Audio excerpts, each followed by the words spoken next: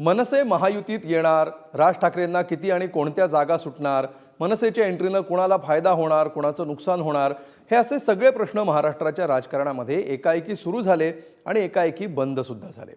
मनसेची चर्चा आता थंडावली आहे. पण असं नेमकं काय घडलं? मनसेचं इंजिन कुठे अडलं?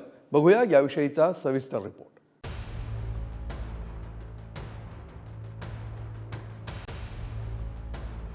फडणवीस ज्या बैठकीबद्दल बोलतायत ती हीच बैठक.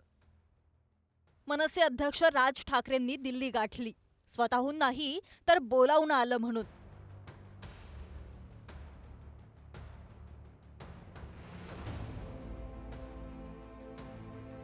दुसऱ्याच दिवशी अमित शहा आणि राज ठाकरे यांची चर्चा झाली. हे सगळं इतकं एकाएकी घडलं की उलट सुलट चर्चा सुरू झाल्या. सुरुवातीला तर मनसेचा कुठलाच नेता यावर बोलेना. मग हळूहळू प्रतिक्रिया येऊ लागल्या. मनसेच्या गोटात बैठका सुरू झाल्या. मुंबईत राज ठाकरेंना महायुतीचे नेतेही भेटले, पण यातून ठोस कुठलाच निर्णय समोर आला नाही. असं का झालं? मनसेचं इंजिन महायुतीसोबत जाता जाता का अडलं? आणि राज ठाकरे साहेबांचा आत्तापर्यंत एकंदर स्टँड त्यांचा पाहिला हा स्पष्ट असतो, सडेतोड असतो. पाठीमागे एक आणि पुढे एक असं नसतं. जे काय त्यांचं सडेतोड भूमिका असते, त्यामुळे त्यांची जी भूमिका असेल त्याप्रमाणे तो पाठिंबा राहील आणि त्या पाठिंब्याची पुरस्कार केला जाईल. नाही, आता मला काय विचारून ते येण्याचं ठरवत नसतात, परंतु चर्चा सुरू आहेत, अनेक फैरी झालेले आहेत. मला वाटतं युती आघाड्यांसंदर्भात जे काही चित्र असेल ते येणाऱ्या 2 दिवसात स्पष्ट व्हायला हवं. देवेंद्र फडणवीस यांनी यापूर्वीच स्पष्ट केलंय की अद्याप कुठलाही निर्णय झालेला नाहीये. म्हणजेच चर्चा सुरू आहेत, दरवाजे खुले आहेत.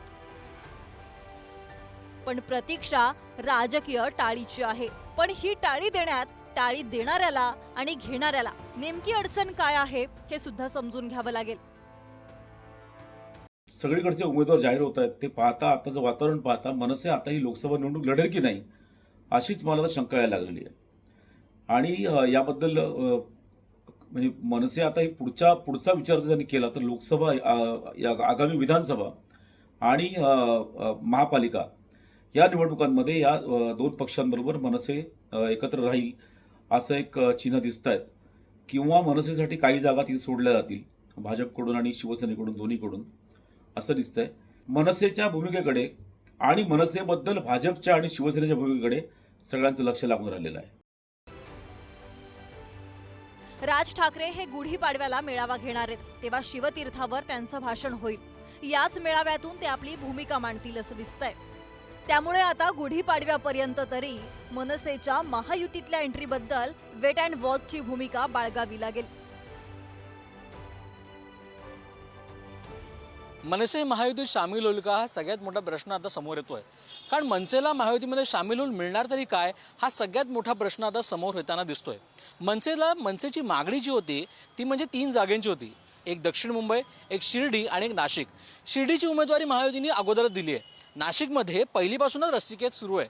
त्यामुळे मनसेला जर एकच जागा मिळते तर त्याची भरपाई विधानसभा निवडणुकीत होईल का, आता त्याकडे सगळ्यांचं लक्ष लागलंय. आणि मनसे एकच जागेवर खऱ्या अर्थानं लोकसभेत महायुतीबरोबर युती करेल का, आता हा सगळ्यात मोठा प्रश्न उभा राहिलाय.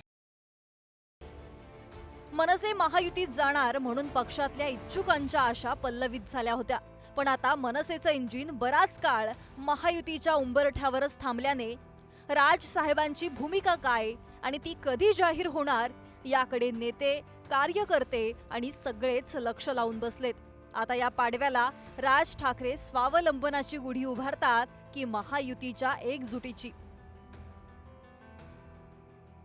यावर बरंच काही अवलंबून असेल. गुरुप्रसाद जाधवसह ब्युरो रिपोर्ट, पुढारी न्यूज.